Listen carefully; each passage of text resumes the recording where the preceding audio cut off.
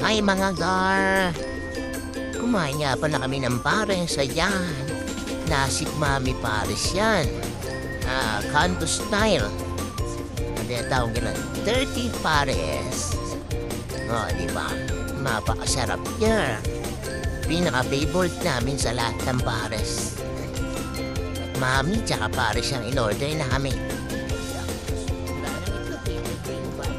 Matatagpuan nga pala to sa Santo Domingo Church, malapit. Likod din siya ng LTO La Loma. Corner Calamba Street and Don Pepe Street. Nandito lang siya lagi. Hanggang hapon na yan. Nasa lilim ng puno. Napakasarap yan mga gar. Tikman nyo na. Sa lahat ng pares, ito yung pinaka-favorite namin. Yun lang. Masarap yan mga gar. Salamat.